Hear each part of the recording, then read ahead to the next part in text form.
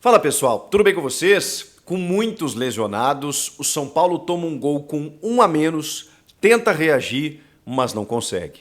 O resultado disso é derrota na estreia da Libertadores contra o Tajeres fora de casa e um Thiago Carpini ainda mais pressionado. Afinal de contas, ele errou? A gente vai falar sobre isso. Chega mais, eu sou o Chico Garcia, inscreva-se no canal e vamos juntos!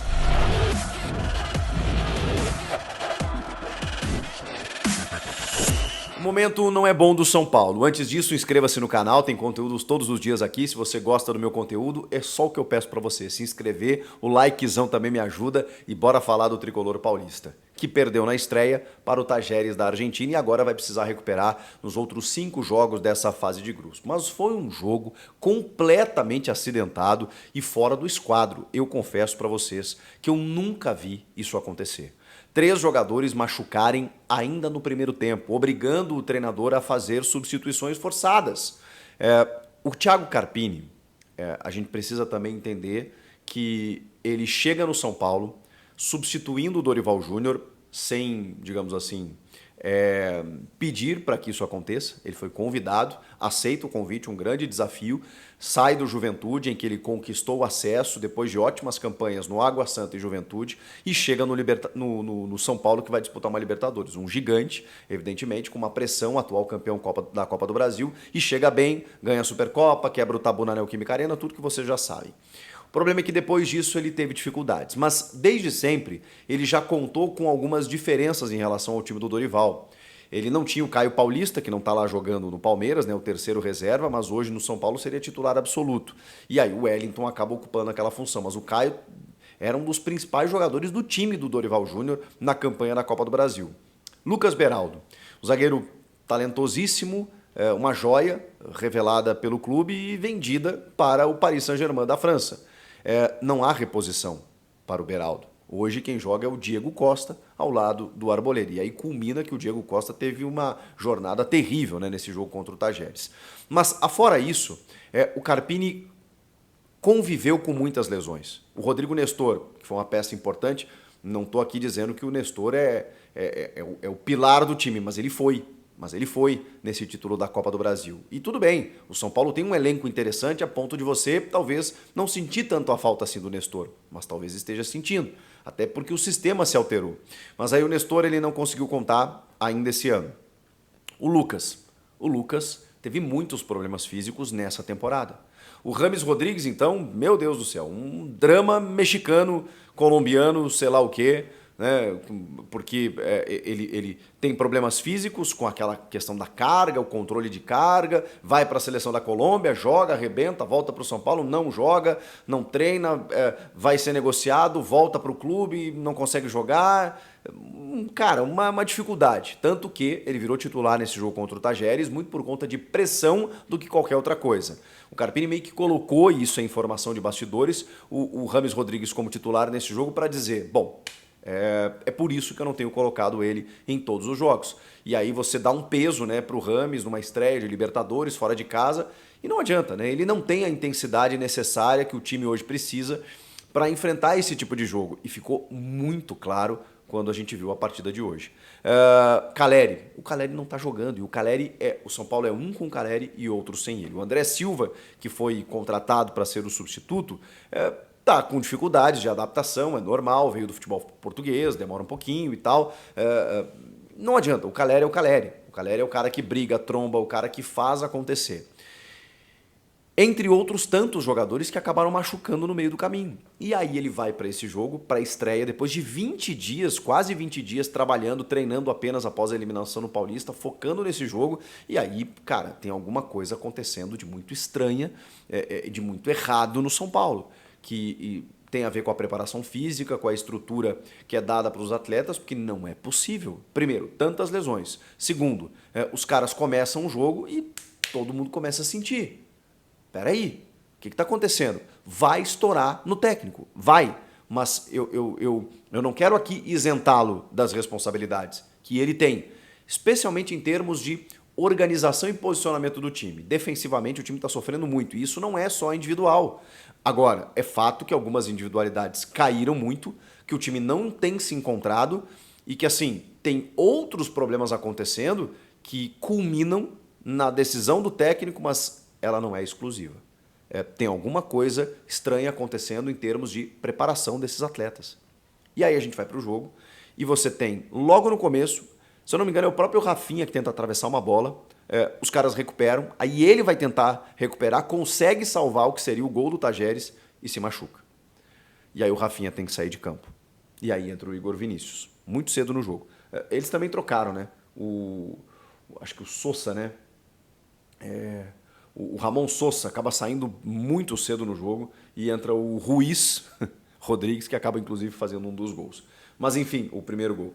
Mas enfim, aí sai o Sousa pelo Tajeres, sai o Rafinha pelo Igor Vinícius aqui, para entrar o Igor Vinícius.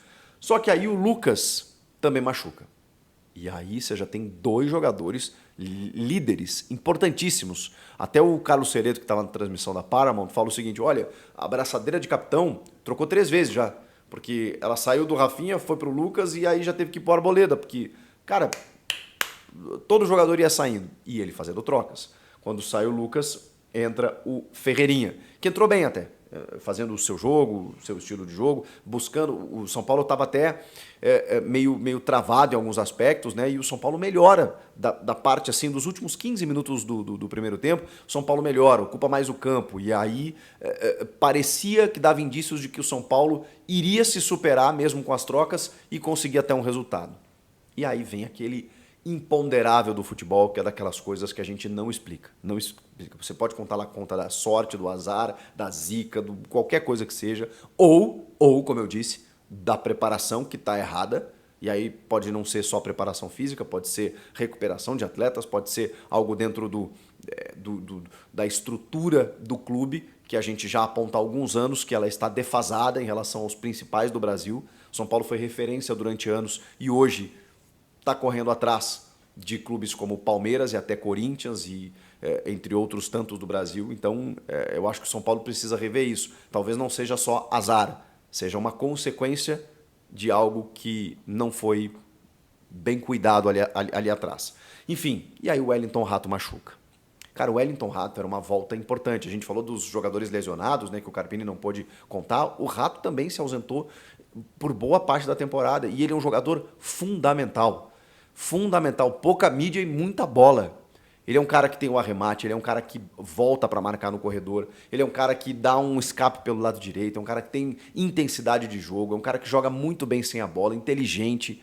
O Wellington Rato é fundamental nesse esquema do São Paulo. Ele volta e machuca.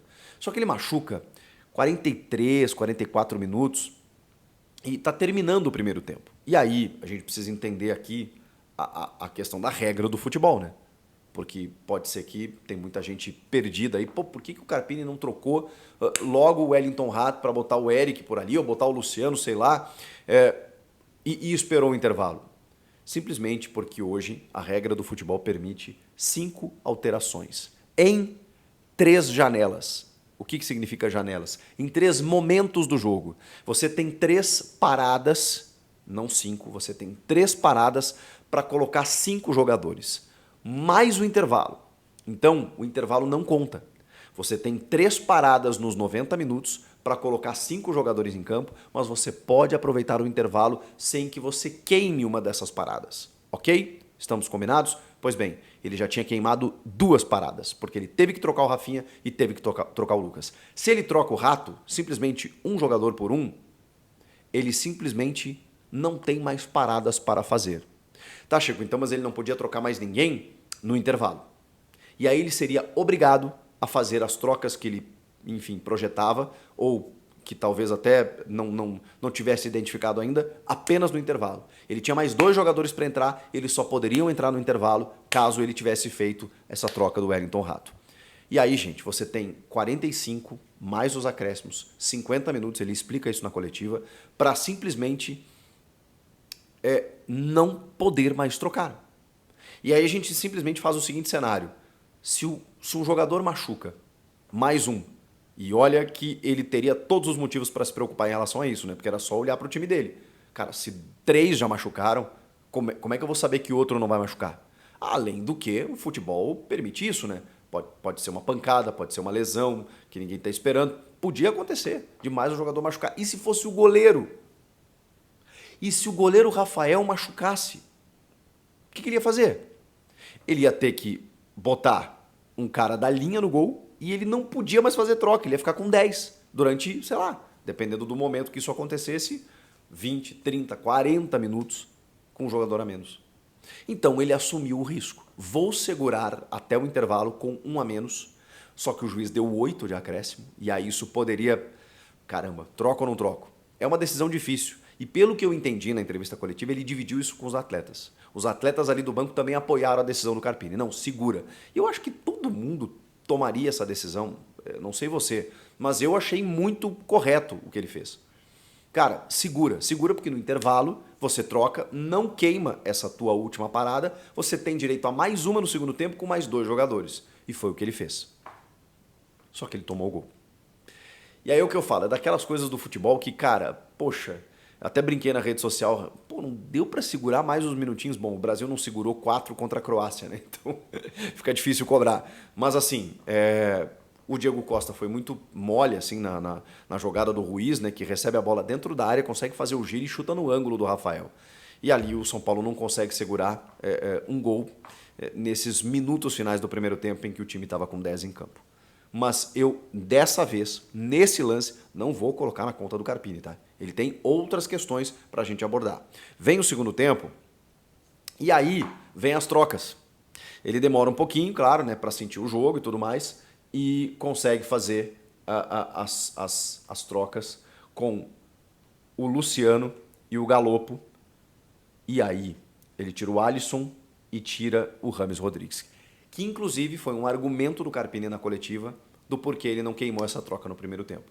Eu precisava porque tinha alguns jogadores que eu sabia que não poderiam jogar 90 minutos, como é o caso do Rames Rodrigues. Então ele sabia que o Rames era uma substituição certa. Se ele queima aquela troca do Rato no primeiro tempo, o Rames ia se arrastar durante 90 minutos. Se arrastou durante 60. A verdade foi essa. O Rames não jogou. E aí você vê que o time melhorou, eu não vou colocar só na conta do Rames, mas o time melhorou quando o Luciano entrou. Porque o Luciano, cara, ele é uma mala, ele é chato, mas ele veste muito a camisa. O Luciano botou fogo no jogo. O Luciano incendiou o jogo. O Luciano entrou brigando com os caras, brigando com a arbitragem, fazendo gol num chute do Galopo, que entrou também. Mas aí, vamos lá, a escalação inicial, vocês têm alguma divergência? O Lucas tem que jogar, o Rato tem que jogar, o André Silva é um substituto do Caleri, aí talvez só se você fizesse um outro modelo, e aí o Luciano poderia entrar na vaga dele, mas o Luciano tem jogado mais vindo de trás, ok, é uma divergência aí que podemos ter, porque no intervalo, né, saiu o Rato, finalmente entrou o Eric, só pra gente entender as trocas do Carpini. Pablo Maia e Alisson são 2 volantes que foram pilares do time campeão com o Dorival, e aí talvez a estrutura e organização ela esteja realmente equivocada, porque o São Paulo está sofrendo mais do que deveria. E aí a gente vai para os números finais, né? Apontei tudo isso para dizer que o time parece desorganizado, não tem a mesma competitividade, melhorou no segundo tempo com a entrada do Luciano, mas foi muito pouco, né? O Ferreirinha também, como eu disse, entrou bem, e o Luciano e o Galopo, eles entraram bem, o São Paulo consegue o primeiro gol e o segundo numa cabeçada do próprio Diego Costa, até que o goleiro salva em cima da linha, teve até checagem do VAR. Nos minutos finais o São Paulo poderia muito bem ter buscado o empate, os caras estavam desesperados para terminar o jogo. Foi uma reação muito boa, realmente na força o São Paulo reagiu, mas não na organização, não na estrutura, não numa perspectiva interessante. E isso pesa contra, obviamente, Thiago Carpini. Nos últimos 9 jogos, o São Paulo tem 2 vitórias. E essas 2 vitórias, elas são contra Inter de Limeira, aquele 3-0, na volta do Rames, que o Rames vai super bem, o jogo em Brasília e tudo mais, que é um jogo meio fora da curva, para o São Paulo recente, e o jogo contra o Ituano, que o São Paulo vence daquele jeito que a gente viu, né? Com gol no final, com pênalti e tal, que aconteceu e tudo mais, mas muito no sufoco. E ali o São Paulo se classifica. E aí cai para o Novo Horizontino. Cai para o Novo Horizontino, não vencendo, né? Muito menos, obviamente não vencendo, tanto que foi eliminado, né? Mas empatando e perdendo nos pênaltis. E aí o São Paulo tem uma pausa de 18 dias para treinar e na estreia da Libertadores perde da forma como perdeu. Mas também com todo esse cenário. Por isso que assim, tudo isso fica em segundo plano quando eu passo para vocês a informação. A informação é de que ele está pressionado. O Thiago Carpini já não goza mais de tanto prestígio e tem alas do São Paulo, e vocês sabem que o São Paulo tem uma força política interna nos bastidores muito forte, que querem a saída do Thiago Carpini. Não de agora, já tem um tempo. Evidente que houve uma espera e uma paciência para esse começo na Libertadores para ver o que ia acontecer. E essas pessoas provavelmente vão ignorar todo esse contexto dos jogadores machucados, das lesões, né, dos desfalques, do time ter reagido, porque realmente, se você analisar o trabalho do Carpini, ele está tendo dificuldades. Ele está tendo dificuldades. Só que é muito pouco tempo, na minha opinião. Então, assim, a pressão, ela está grande. Ela está grande. E aí não é eu que vou determinar isso, né? Nem você que está aí do outro lado. É justamente esse ambiente, com os jogadores, com os dirigentes, que talvez possam perceber que o Carpini não teria condições ou não terá condições de sustentar o São Paulo numa Libertadores da América. Porque se o São Paulo tiver a sua classificação ameaçada para a próxima fase, provavelmente os caras vão mexer no comando técnico. Você concorda com isso? Comenta aqui. Inscreva-se no canal, hein? Deixa o teu like que também é importante, mas aquela inscrição bacana, hein? Você que não se inscreveu ainda, é só o que eu peço para você. Até a próxima. Tchau!